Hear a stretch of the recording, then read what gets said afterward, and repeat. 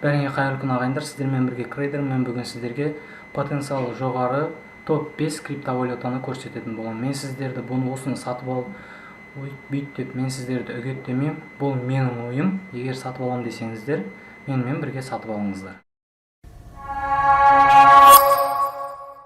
5-ші орынға VeChain криптовалютасын қойдым. Бұл ең алғаш 2015 жылы Сингапурда пайда болған криптовалюта. Смарт контракттарды қолданылады. Ең бастысы оригинал заттарға ғана, тек оригинал заттарға штрих-код қояды, подделкілерге қоймайды. Тауарларды жеткізіп салу саласымен айналысады. Бұл криптовалюта эфириумның арқасында пайда болған криптовалюта. Соңғы графикасын қарайтын болсақ, үшбұрыштың ішінде бұл соңғы жаңалықтарға қарағанда ешқандай сопротивлениені менсініп атқан жоқ. Тек қана алға, тек қана төбеге деп ұмтылып келатқан криптовалюта үшбұрышты тесіп шығып, бағасы 2 есеге өсіп кетуі мүмкін. Сол үшін сіздерге осы VeChain криптовалютасын назарларыңызға ұсынамын. 4-ші орында Tether стейблкоины, доллардың арқасында пайда болған стейблкоин криптовалютада.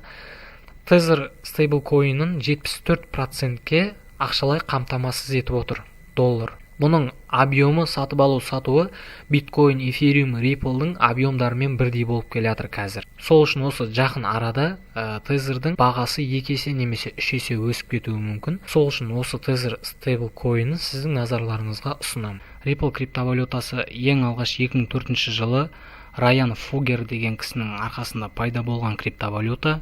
Ripple криптовалютасының негізгі мақсаты платежный система. Әлемнің кез келген нүктесінен тұрып обмен валют жасай аласыз. Ripple криптовалютасын қазір ақш мемлекетінде әйгілі банк Yes Bank, Union Credit, ABS, NBAT, сол банктар осы Ripple криптовалютасын қолданып жатыр. Бұл банктарға Ripple криптовалютасы $3.7 каждый транзакциядан эконом жасап отыр. Жылына миллиондаған доллар эконом жасап отыр да бұл банктар. Сол үшін осы Ripple криптовалютасын қолданып отыр. Бұл бізде Ripple'дың жақын арада бір Ripple'дың бағасы қымбаттап кетуін айтып отыр. Өйткені бұлар Ripple криптовалютасын әйгілі банктар қолданып отыр.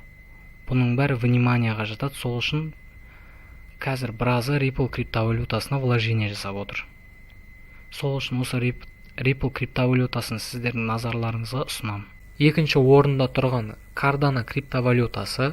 Бұл Cardano криптовалютасы 2014 жылы Чарльз Хокинс деген кісінің ойына келген. 2014 жылы бірақ әшейін тестовый режимде ғана жіберілген. Кейін 2015 жылы реализацияға шыққан. Сол кезде 2018-дің басында бұларда қатты скачок болған. Скачоктың өзінде $1.18 тұрған.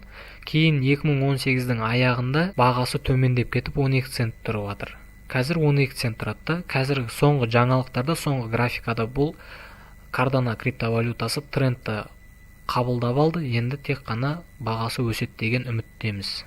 Ал ағайын, енді 1-ші орында тұрған Dogecoin'ді негізі мем арқылы шығарылған тиын еді бұл. Бірақ соңғы жаңалықтарда Илон Маск пен Snoop Dogg'ты оқып жүрсеңіздер, Twitter'ын немесе Facebook'ына тіркелген болсаңыздар, білесіздер, Илон Маск өзінің Facebook'ында осы Dogecoin'ға бір реклама жасаған, прикол ретінде реклама жасалған, ал Snoop Dogg'тікінде өзінің басына осы Dogecoin'дағы тұрған иттің басын қойып қойған еді. Бұл не? Бұл бізге уже осындай тыйым бар екенін жұртқа көрсетті да, о кісілер назарын аударып берді осы неге, Dogecoin криптовалютасына.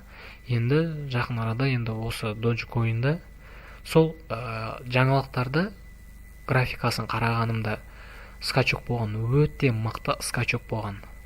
Одан кейін сразу төмендеп кеткен, кейін трендке ілініп кетті бұл. Қазіргі таңда 28 тиын тұрады бұл Dogecoin. Егер алам деушілеріңіз болса, алдыңғы видеомда көрсеткен қалай криптовалютаны сатып алу керек екендігін. Сол видеодан қарап сатып алсаңыздар болады. Ағайын, мен бұл жерде ешқандай осы тиынды сатып алу, осы криптовалютаны сатып алу ұшып кетеді, құлап кетеді, үйтіп кетеді, бүйтіп кетеді деп мен сіздерді оқытамаймын. Бұл менің ойым, менің сатып алынып қойған криптовалюталарым. Бұл болашаққа деген инвестициям, бұл криптовалюталар.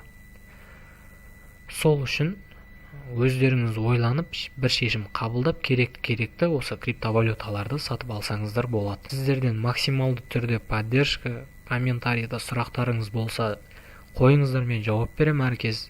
Сіздермен бірге болған Крейдер. Қош, сау болыңыздар.